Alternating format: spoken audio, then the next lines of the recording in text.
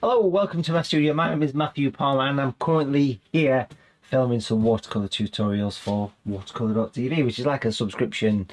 Think of Netflix, think of Amazon Prime, think of Disney Plus, think of all those streaming services, but this one is dedicated to watercolour. Now, watercolour TV has been around about 15 years. There is thousands of hours of tuition on there, and I've just been doing a bit of filming for that streaming service, and I thought, you know what, I've got a spare 10-15 minutes, let's do a little watercolor tutorial for the YouTube channel, which would be great. So do make sure you subscribe. If you're new to the channel, subscribe, hit that like button as well. It makes all the difference, helps the algorithm. But enjoy this, sit back, grab a coffee, enjoy watching paint dry, putting paint to paper, whatever you want to call this. But let's just quickly mention materials. We've got a sheet of watercolor paper here. This is it's my own brand of paper. This is a lovely surface to work on. Really pleased with this paper. It's my own design of cotton paper. Cotton makes all the difference when it comes to watercolor paper. Materials got my own range of paints and brushes. These are the natural colours designed and developed by me exclusively. So it means it's colours designed to replicate nature. The first thing I want to do is pop a little bit of tape. This is going to be a very quick and simple sort of scene here, nothing too fancy. We're going to put some tape across. We're going to do a very quick snow scene. I want you to enjoy this and keep it nice and simple. We're going to have a little line that goes about there. I'm working flat to the paper, the board, flat to the board. You notice I've stuck it down with masking tape as well. And then what I want to do is I want to use one of my own brushes. This is a super point brush. I'm going to wet the page. This is the large super point brush. These are lovely. I'm going to wet the paper all the way down, top to bottom, to the tape.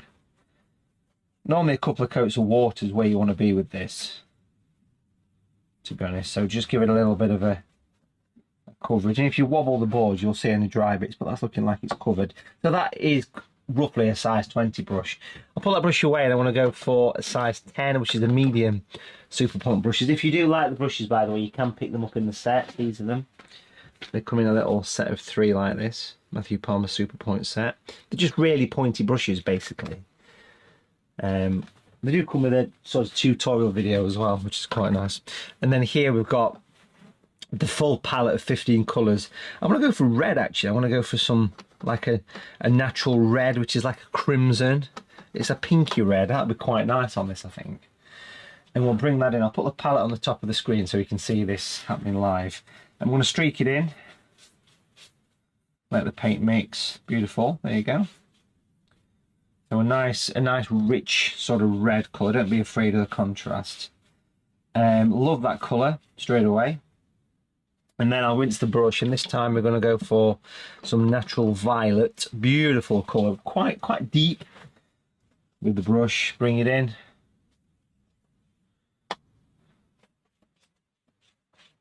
Let the paints all mix together. Can you see I'm crotting the brush over as I do this? Lovely bit of vibrancy kicking in here.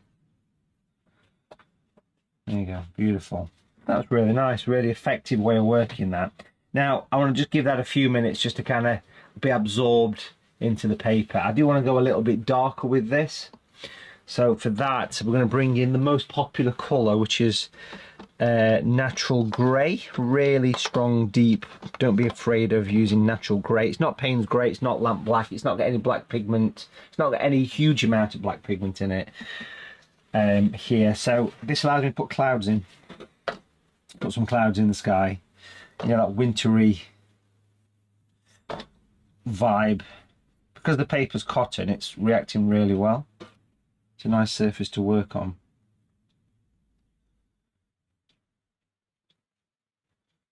So little sweeps, leaving a few little light gaps, you know, to represent the clouds in the sky. Across this line here, I am going to do some trees as well. And for this, I've got another brush that would work really well. These are quite famous brushes of mine that I designed way back in the late 90s. These are the tree and texture brushes. Special brushes with a special bristle. If I could talk, it'd be a lot easier. And there's different sizes of them. So the one I'm going to use is this one, which is the medium size one. There's 4 different sizes, small all the way to XL, medium, large, XL. Different brushes for different size trees, I guess, really. And use grey again.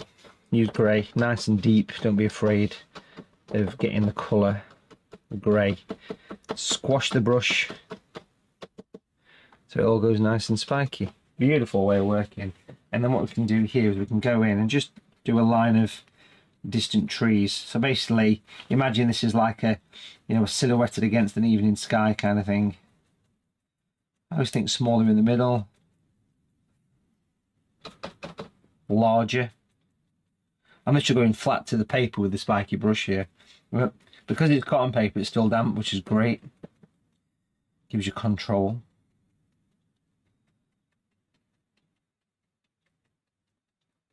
Gives you lots of control.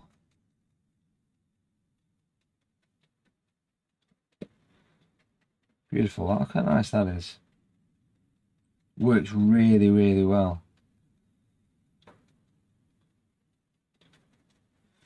Now that's like misty. What I want to do here, I want to use this, which is just normal everyday salt. Now I want to take a little bit in my hand here. I don't want too much of this.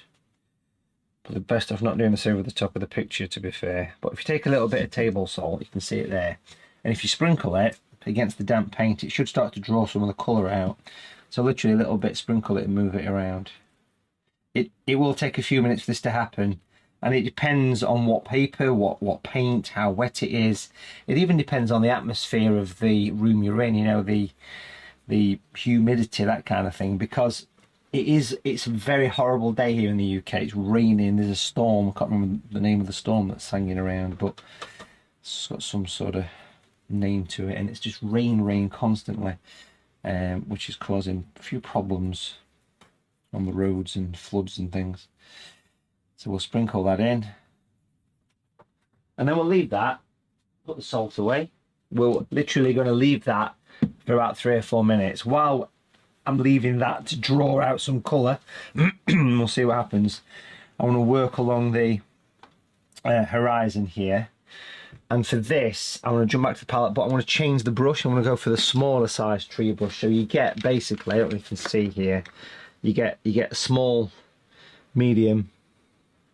That's the large, and this one's the XL one. I love the XL one. This is this beast for doing like woodlands and things. But I'm going to use this small tree and texture brush, which is about half the size of the one we just used, maybe a little bit less than that. And what we're going to do is we're going to use some natural brown, mix it in with that grey, make it nice and dark. Give it a tap on, bit of a tap on tissue. And what I want to do here is just go in and just put a little bit of darkness around the bottom, a bit of a brown. There is a bit of salt there, it'll just work in. And I can just be a little bit cautious with the way I stipple the brush here. Just give it little taps. So when you pick your paint up, do the same, tap it and so on. Just let your paint just become part of your picture. Don't be too fussy about strength of colour or anything like that. Just let your paint mix together, let it become part of what it is.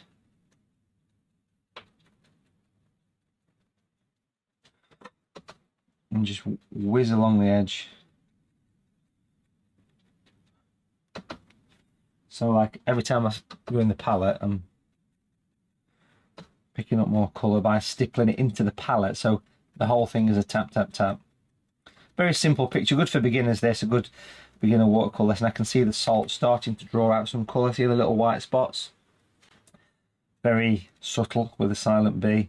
But the paper's still wet. That's because it's cotton paper, and a sign of quality paper is if it stays wet a long time. This is my own personal brand of paper that I've designed and developed. Perfect. That's good. And then what we'll do next, very carefully, we'll take the tape away, peel it off. People often ask me what tape I use. Well, we actually sell this on Watercolour TV, surprisingly. It is a tape that we buy a lot of. It's one of the most popular items, this brown tape, because it doesn't come off with water. It's kind of water resistant, but at the same time, it's really good for watercolor, because it doesn't seep down the back. You know how some tapes, when they get wet, it kind of turns bitty. This is really good stuff, so check it out online if you like the tape. I mean, it's a simple product, but it does work. It's tried and tested by me and many artists around the world. That's working quite nice. We can do a little bit more with that. What I want to do is take a bit of kitchen paper here. That salt's working quite nice, to be fair. No, you know, I want to leave it. I was going to splatter some water on, but I'm going to leave it because I think the salt is actually working really well. So I want to have a look down here now. Make sure there's no salt here. I'm going to paint a bit of a simple snow landscape for you. I want this to be a quick and easy scene. We've got the medium super point brush. We're going to be using the violet. That's the medium super point brush there. The violet, quite deep. How deep is your violet? We'll bring it in. Taper it down like so. So it's nice and dark. Now I'm going to clean the brush really well in the water. Give it a tap on tissue. And I'm going to use water. Keep going into the water. Keep giving it a tap on tissue. And I want the colour to get lighter. So I'll keep going in the water, keep washing off the excess until it completely disappears. You can keep going back down to fetch the violet and moving it up. But keep rinsing your brush in the water all the time as you do this, allowing your paint to blend to nothing. So it goes to white. Simple as that. It literally goes to white.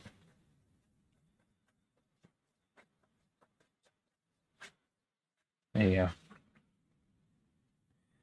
Perfect. So having the darkness in the foreground has given us a very simple wintry landscape. It like literally pushes all that away.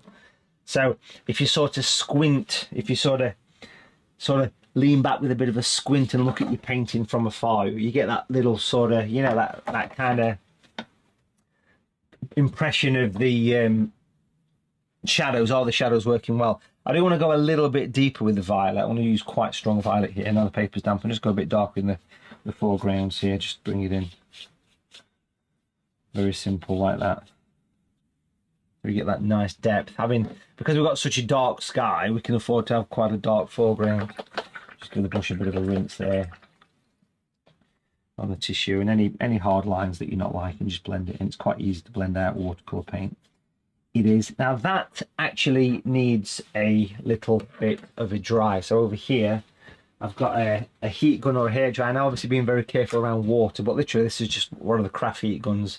I'm pretty sure you can get these online somewhere, but just a hairdryer, or just leave it to dry naturally.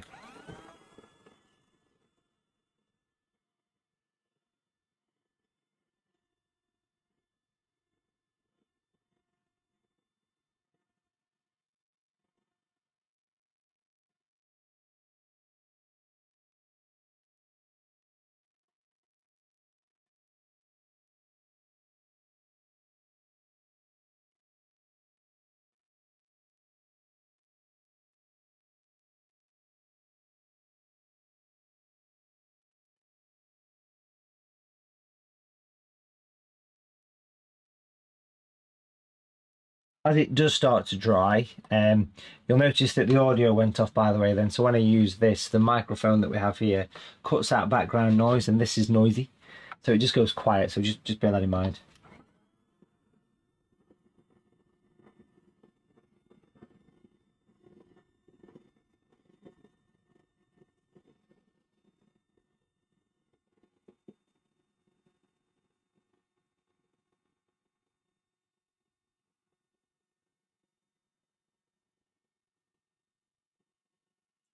The salt's worked nice as well on there. So it's drawn out the colour. I'm not going to brush the salt off until it's completely bone dry. I'm just going to put a little bit of something here, maybe a trackway or something like that. But make sure this is pretty dry. It's very, there's lots of humidity around today, so that has a knock-on effect. Take a bit of tape again. We'll remove the stickiness from the tape by doing that, and then we'll pop this sort of from the corner, going off up there somewhere, because I want to get some perspective here. Let me show you what I plan to do. I'm going to be using the smallest of the super point brushes, and you'll see why they're called super point brushes at this point. So I'm using the smallest of these, which I've got hanging around here somewhere. Where are we? There it is. So that's the small super point. If I just rinse it in the water, you can clearly see why it's called a super point brush. Look, it's got a lovely fine tip on it. And I'm going to be using this dark colour that we created before, so grey. I mean, if you mix with a brush, it will wear the tip out, bear that in mind. A lot of people that have a secondary brush for mixing and one for painting, just give it a bit of a wipe on there. And what I plan to do is work on the snowy area at this point and put like an old rustic fence or something going back into the distance. So we'll do these posts quite tall.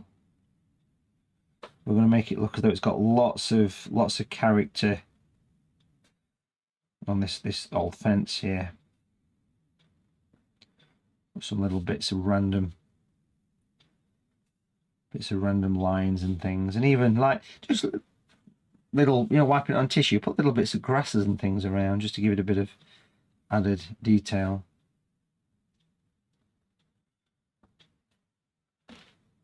As we go further back, we can make the post slightly smaller, of course.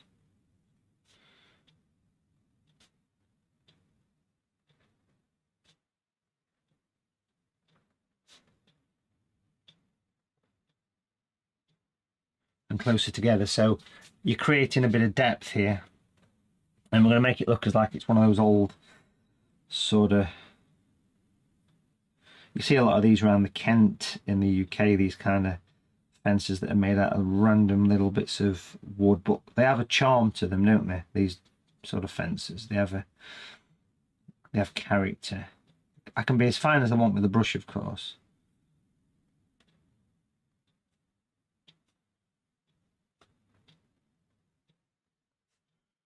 And that'll just disappear off into the distance. I'm going to put a few little bits of grasses and things around. We're going to get some shadows from these as well. Put another one coming through. Like that. Maybe get another post up there. A makeshift sort of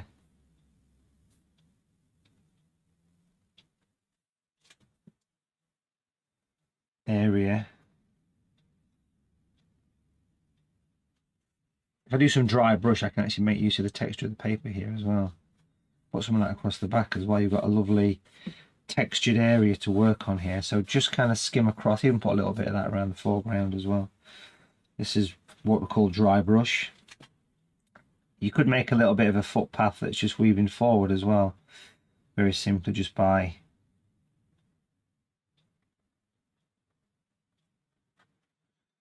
creating a bit of an edge.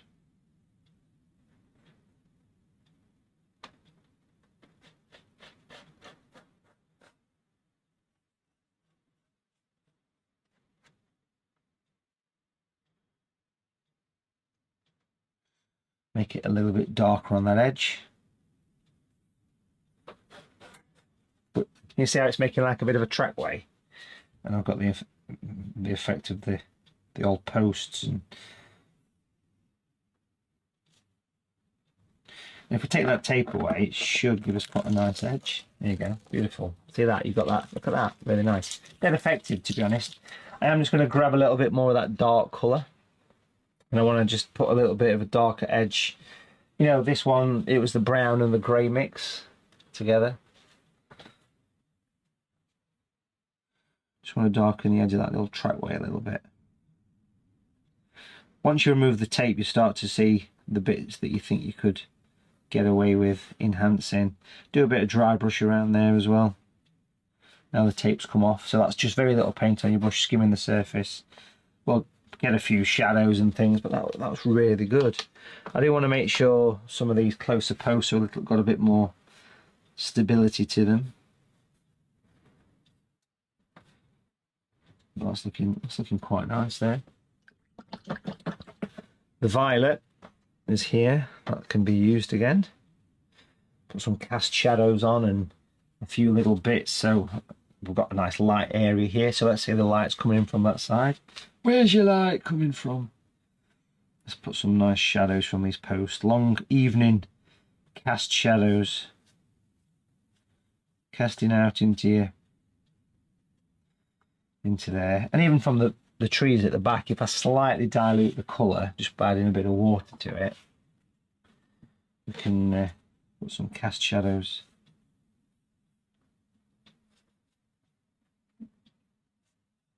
around in the snow. Take that pure white away, you know. I don't want to see any pure white. Darken up there a little bit. I like this nice open area of nothing, you know. I think it looks really effective. It's making those shadows a bit darker from the post. It's like it's got a peacefulness to it. That's what I'm interested in here. Take that violet again, dry brush it. You could actually make it look as though there's a few little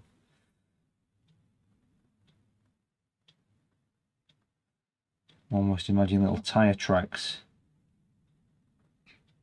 in the snow. And if I dry the brush off, you could come down to make it look as though it's a bit of a frosty path. It makes it look frosty. You can even do the same here as well. Make these fence posts reflect in the frozen snow. What difference that makes? Can you see the reflection? It's like you're creating a nice area of frost.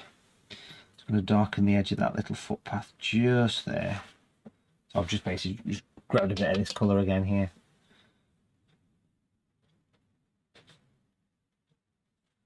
And over there somewhere as well.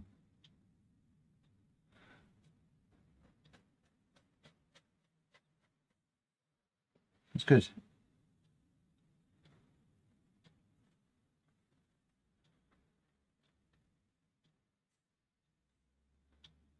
Beautiful, that.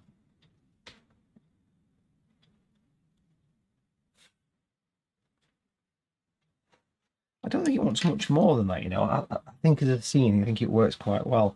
What I will do is come back to that media, and in fact, we use the small tree brush, and we'll take some more grey and brown.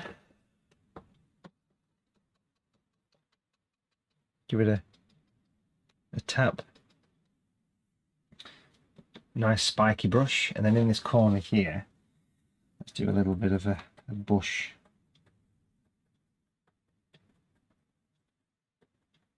Just put something in this side of the painting.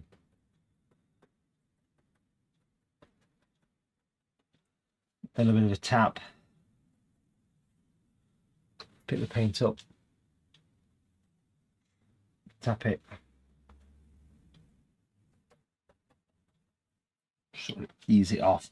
And if you actually got a bit of the tape handy and put it back on the edge of the footpath, you could actually do some of those little bits of more of a hedgerow effect just there, you know, to make it look a bit more healthy looking. There's another very popular brush that I've designed, and it's this one. It's called a branch and detail brush. They're very pointy brushes. It's there's two brushes. There's a size 10 that tapers to literally a 0, and then there's an 8 that goes to a 00. So these are super fine. This is the small one here. So it's a reservoir that holds lots of colour. It's called Matthew Palmer's branch and detail brush, and the idea is that rigger brushes are forever running out of colour. So here, with this, you sort of load up the brush and then you prime it by dragging it across the edge. So what you've got there is a loaded up reservoir that's going to keep feeding the tip as you paint. It's quite an ingenious little thing, really. These have been around. I designed these brushes many years ago, and they are quite popular, and you can see why, because look at the precision you can get out of these. They're really nice tools for detail. Imagine the skeletal branch, pop a few little dots and spots. Just look how fine those brushes are. You can really go for detail. These are the newer versions of the brushes. These are the recent versions of them, and they are very, very nice tools to work with. You don't have to reload your brush every 2 minutes with these brushes. That's what makes them special.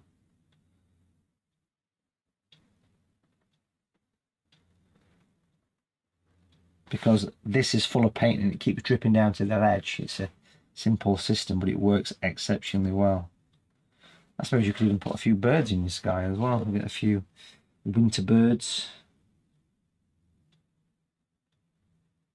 Just a few.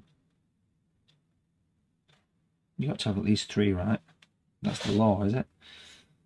A few little branches and things around here as well. Well, that size there. Like that, it's good. So yeah, that's quite nice to use. Enjoyed that. And I think as far as the painting's concerned, that's probably it. So I'm just going to take the tape away. It always looks nice. Quick, simple, you know, sort of 20-minute watercolour there to enjoy. And it always looks nice when you remove the tape, of course, on these pictures. I think that's given a nice scene there. I've just removed the masking tape, and it's made a lovely, pleasing, quick and simple wintry watercolour. Thank you so much for watching. Do make sure you subscribe to the channel. And can I say a big thank you and a big shout out to all the channel members that have been supporting me over here on YouTube for many years. Thank you so much. Your names are down here.